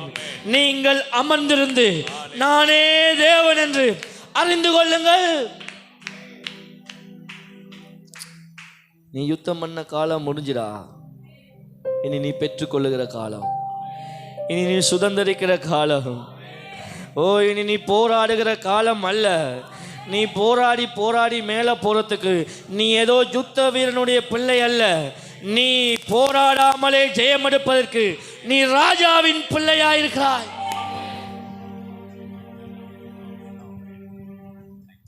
ஒத்துனியல் என்றாலும் வேட்டைக்காரன் மகன், அவன் வேட்டையாடித்தான் மேலே வரணும். ஆனால் நீ யார் தெரியுமா? நீ ராஜாவின் பிள்ளை. நீங்கள் தெரிந்து கொள்ளப்பட்ட ஜாதியாயும் ராஜரீகமுள்ள ஆசாரியர் கூட்டமாயும் இருக்கிறீர்கள். நீங்கள் யுத்தம் பண்ணுவதற்கு அழைக்கப்பட்டவர்கள் அல்ல, நீங்கள் சுதந்திரிப்பதற்கும் நீங்கள் ஆளுகை செய்வதற்கும் தெரிந்து கொள்ளப்பட்டவர்களாயிருக்கிறீர்கள். இந்த சபை இந்த பட்டணத்தில் போராடுகிற சபை அல்ல. இந்த சபை இந்த பட்டணத்தை ஆளுகை செய்கிற சபை. போராடுவதற்குன்னு ஒரு கூட்டம் இருக்குது, அது வேற. இது ஆளுகை செய்கிற கூட்டம், இது சுதந்திரிக்கிற கூட்டம். Daddy, in the name of Jesus, I declare this promise. இந்த வாக்குத்தத்தை இந்த சபையின் மேல இயேசுவின் நாமத்தில் நான் பேசுகிறேன். இவர்கள் இனி போராட மாட்டார்கள், இவர்கள் இனி சுதந்தரிப்பார்கள், இவர்கள் இனி ஆளுகை செய்வார்கள். That season is changing. இந்த சபையின் ஊழியக்காரனை ஆசீர்வதிங்க, அவரை பெருக பண்ணுங்க. தனிமையாய் நின்று போராடின காலங்கள் முடிந்து அவருக்காய் போராடுவதற்கென்றே பல கூட்டங்கள் எழுப்பப்படுவதாக. நீ உட்காரு, உனக்காய் யுத்தம் பண்ண ஒரு சந்ததியை கர்த்தர் எழுப்புகிறார். நீ அமர்ந்து ஆட்சி செய், உன் கீழே நின்று போராடுகிற கூட்டத்தை கர்த்தர் எழுப்புகிறார். இயேசுவின் நாமத்தில் நல்ல பிதாவே, தேங்க்யூ. கர்த்தர் உங்களை ஆசீர்வதிப்பார்.